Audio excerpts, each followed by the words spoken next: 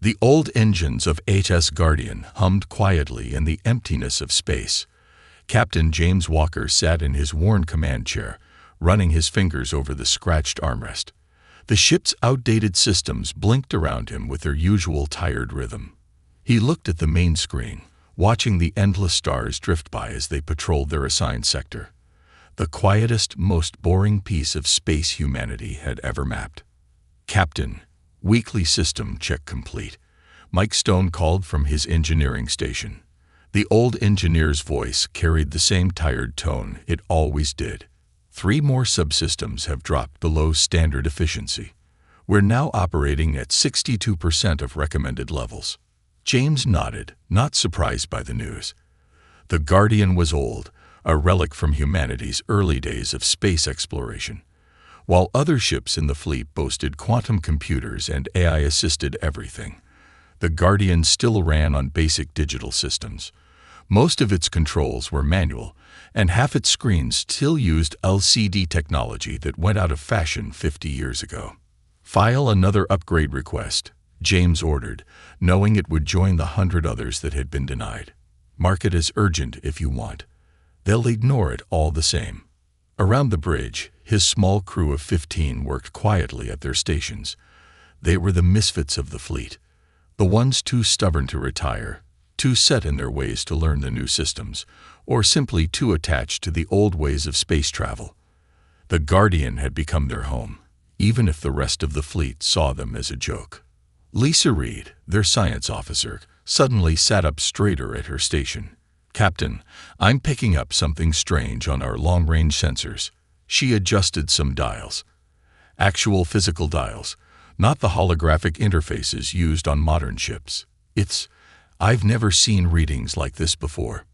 James walked over to her station, looking at the flickering screen. The signal was weird, unlike anything in their database. "Can you clean up the signal?"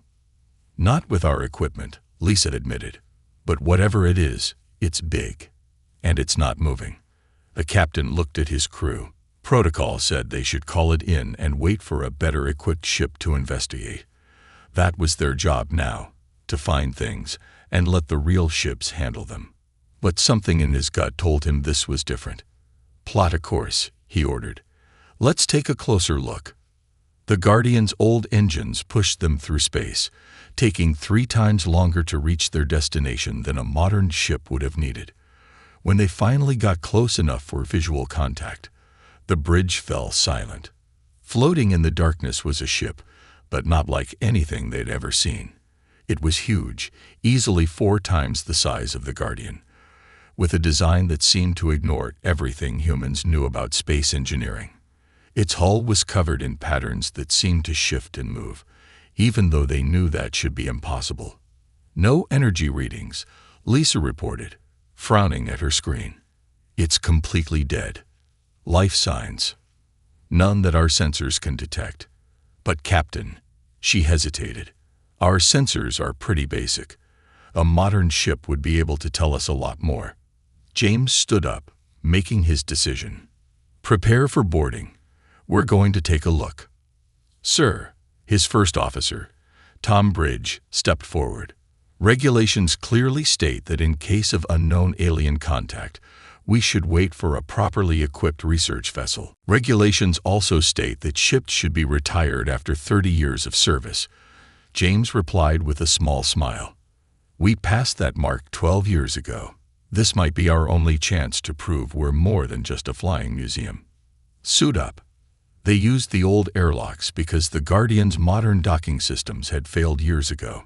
James led a team of 4, including Lisa and Mike, their magnetic boots clicking against the alien hull as they walked.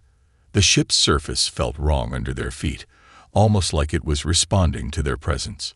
They found an entrance, or at least something that looked like it could be an entrance. The alien metal parted easily, too easily, as if it had been waiting for them.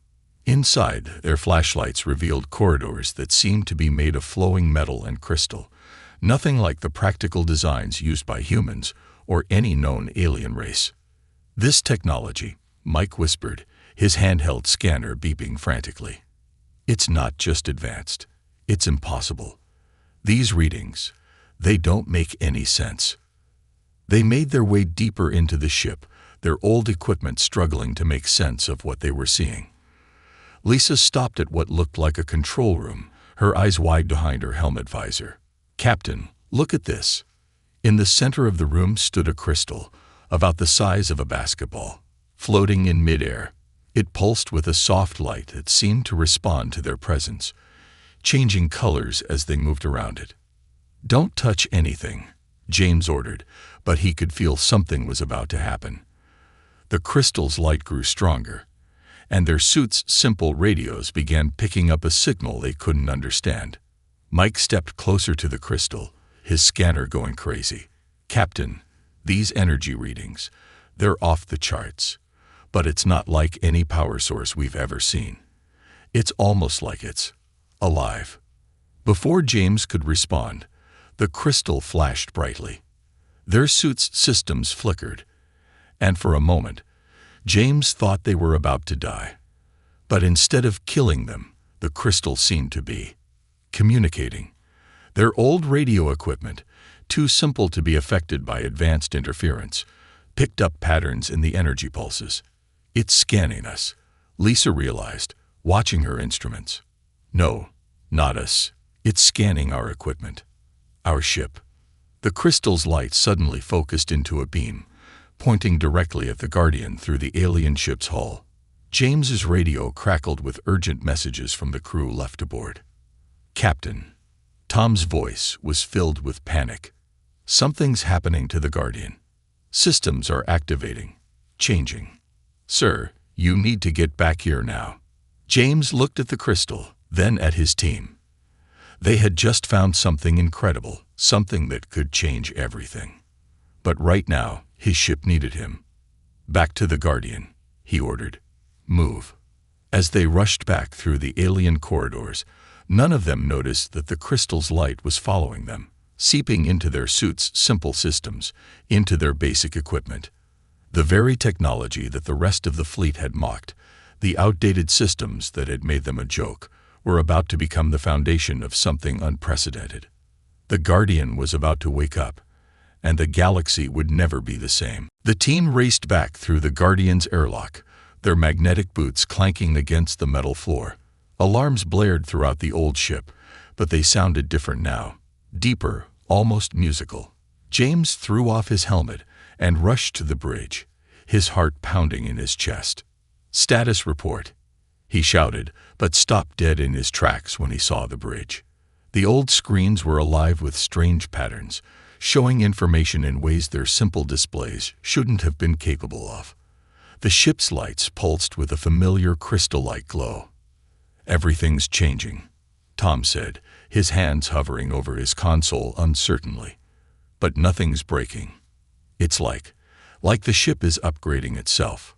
Mike rushed to his engineering station, his eyes wide as he watched the readings. "This is impossible. The old fusion reactor, it's not just running better. It's doing things that break the laws of physics.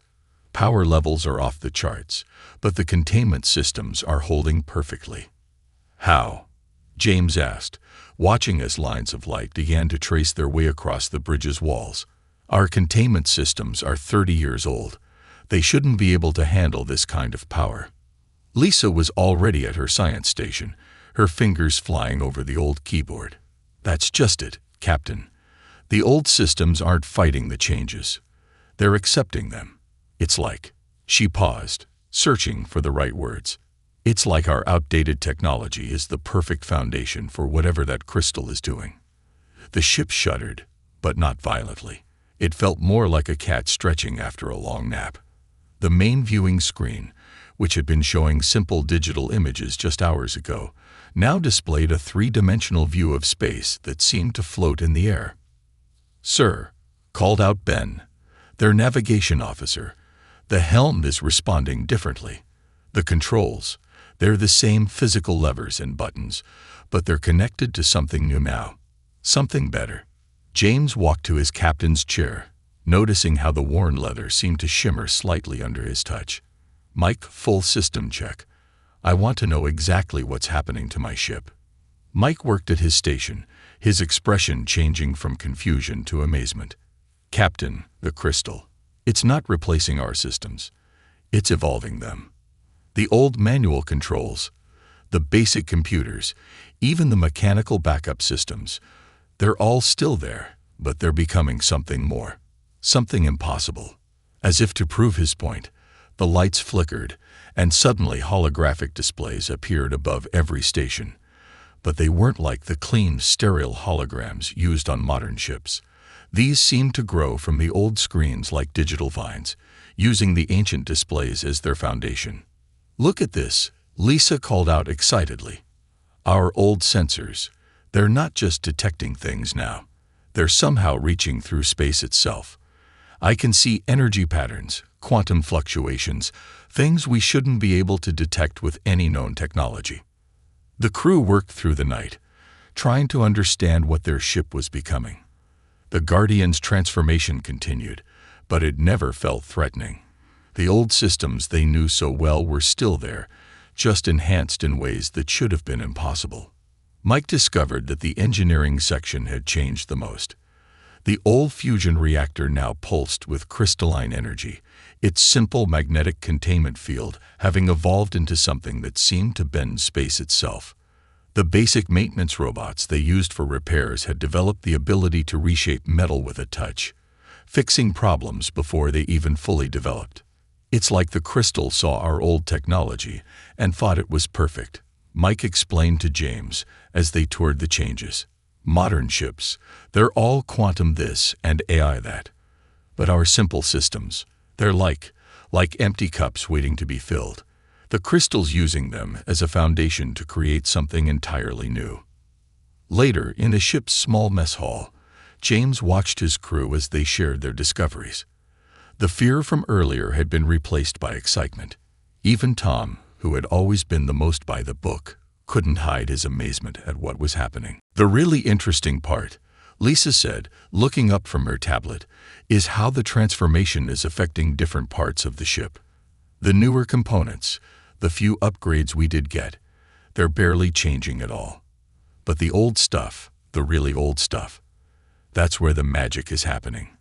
James was about to respond when the ship's new alert system chimed, a sound like crystal bells that somehow felt both ancient and futuristic. "Captain," the Guardian's old computer spoke, its once robotic voice now carrying strange harmonics. "Unknown vessels approaching." They rushed back to the bridge, watching as 3 sleek patrol ships dropped out of faster-than-light travel nearby. Modern human vessels, probably responding to the strange energy readings from the Guardian's transformation. "Hess Guardian, this is Patrol Leader Williams," a stern voice came through the comm. "Our sensors are detecting unauthorized modifications and dangerous power fluctuations from your vessel. Power down immediately and prepare for boarding." James looked at his crew, then at his transformed ship. The patrol ships were the newest in the fleet, armed with quantum torpedoes and AI targeting systems. By all normal logic, the Guardian shouldn't stand a chance against them. But nothing about their situation was normal anymore. "This is Captain Walker," he responded calmly. "With all due respect, Patrol Leader, I don't think powering down is an option anymore. Something is happening here, something important. We need time to understand it. That wasn't a request, Guardian. Power down now, or we will be forced to take action." The patrol ships moved into attack formation, their weapons charging. James felt his ship respond, not with fear, but with something almost like amusement. The old systems they'd nursed along for years had become something new, something that hummed with power and possibility.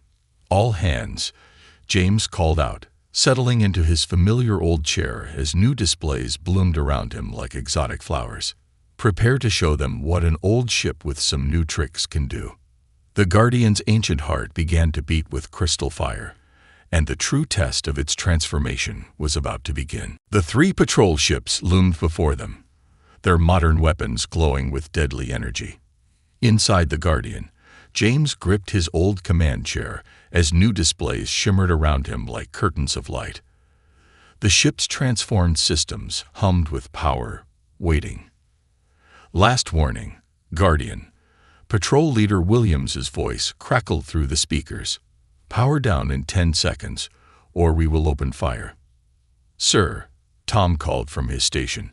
Their targeting systems are locked on our engines and weapons. He paused, looking at his new displays with surprise. But the Guardian is suggesting evasive moves I've never seen before. These patterns, they're impossible. James nodded. Ben, follow the ship's suggestions. Mike, what are our options? Mike's hands danced over his engineering console, now a blend of old switches and flowing crystal interfaces. Captain, you're not going to believe this. The Guardian isn't just giving us new ways to move. It's showing us how to shift. The patrol ship's countdown reached 0.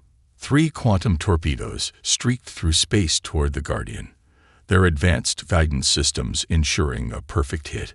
Or they should have. At the last second, the Guardian moved. But it wasn't like any movement they'd seen before. The old ship didn't just dodge. It seemed to slide between spaces, like water flowing through cracks. The torpedoes passed through empty space, their targeting systems confused. How did we do that? James demanded, his heart racing. The crystals changes, Lisa explained, excitement in her voice.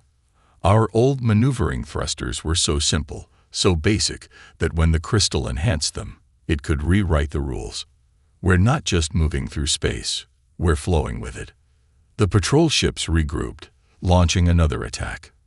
This time, their AI systems adjusted, predicting where the Guardian would dodge. But the old ship had more surprises. As the weapons approached, the Guardian's hull, still the same metal they'd patched and repaired for years, began to ripple like water, letting the energy weapons pass harmlessly through. Impossible, Williams's voice shouted over the comm. Guardian, you're using unauthorized alien technology. Stand down immediately. James watched as his crew worked with their transformed ship, old muscle memory combining with new impossible abilities. This isn't just alien tech, he replied calmly. This is evolution. The Guardian isn't just changing. It's becoming what it was always meant to be. The patrol ships switched tactics, moving to surround the Guardian. Their modern sensors tried to analyze the old ship, but the crystal's influence confused them. Where their quantum scanners expected to find outdated systems, they instead found spaces that seemed to fold in on themselves. Sir, Ben called out. They're charging their main guns. These are planet crackers. We can't take that kind of hit, no matter what we've become. But the Guardian had other ideas. As the patrol ships fired, the old ship's reaction was beyond anything they could have imagined. The space around them seemed to bend, and suddenly they were behind their attackers, the deadly energy beams hitting nothing but empty space. How? James started to ask, but Mike cut him off. Our old physical sensors, the engineer exclaimed. They were so simple that the crystal could completely reinvent how they work. We're not just detecting space, we're reading it like a book, seeing all the shortcuts and hidden paths that have always been there. The patrol ships tried to adjust, but they were fighting with pure power against something that had transcended normal space combat. The Guardian danced around them, using movements that should have been impossible, its old hull flowing like liquid metal when needed, then becoming harder than any known material the next moment. Captain, Lisa called out suddenly, we're getting a priority transmission. It's from Fleet Command. The main screen shifted, showing the stern face of Admiral Turner. His eyes widened slightly as he saw the transformed bridge of the Guardian. Captain Walker, what have you done to your ship? Admiral, James replied respectfully, we've discovered something extraordinary. The Guardian has been transformed, but not just into a weapon. This is a whole new way of understanding space itself. It's a threat is what it is. The Admiral snapped. That ship was due for decommissioning 3 years ago. Instead, you've turned it into some kind of abomination. All ships in the sector are being redirected to your location. Surrender now, or be destroyed. James looked at his crew, seeing the determination in their eyes. They had all served on the Guardian when no one else wanted her, keeping her running when others would have scraped her for parts. Now she had given them something miraculous in return. "I'm sorry, Admiral," James said firmly, "but we can't do that. The Guardian isn't just our ship anymore. She's showing us possibilities that could change everything. We need time to understand what's happening." "Then you leave us no choice," the Admiral replied coldly. "You're now classified as a rogue vessel. All ships are authorized to use lethal force. Whatever your ship has become, Walker, it can't stand against the entire fleet." The transmission cut off, and James could already see more ships appearing on their long-range sensors. But instead of fear, he felt a strange calm. The Guardian's systems pulsed around them, showing paths and possibilities that no modern ship could see. "Your orders, Captain," Tom asked quietly. James stood up, watching the crystalline displays dance around him. Their old, obsolete ship had become something unique in the galaxy, not because of overwhelming power, but because its very simplicity had allowed it to evolve beyond normal limits. "We run," he said firmly, "not in fear, but because we need time. Time to understand what the Guardian has become, and what it means for humanity's future." He smiled slightly. "Besides, they'll have to catch us first." The Guardian's transformed engines hummed to life, and space itself seemed to part before them. As they prepared to escape, James realized that their greatest weakness, being an outdated, unwanted ship, had become their greatest strength. The modern fleet would hunt them, but they had become something entirely new, a legend in the making, born from the marriage of the simplest human technology and the most advanced alien gift. Their adventure was just beginning. 2 weeks had passed since their escape from the patrol ships. The Guardian drifted quietly in the shadow of a gas giant, its crystalline systems pulsing softly in the darkness. Inside, the crew watched in amazement as their ship continued to evolve in ways none of them had expected. Mike stood in the engine room, watching the old fusion reactor as it spun impossibly in multiple dimensions at once. "It's like she's learning," he told James, who had come down for his daily inspection. "Remember how we used to bang on the power couplings to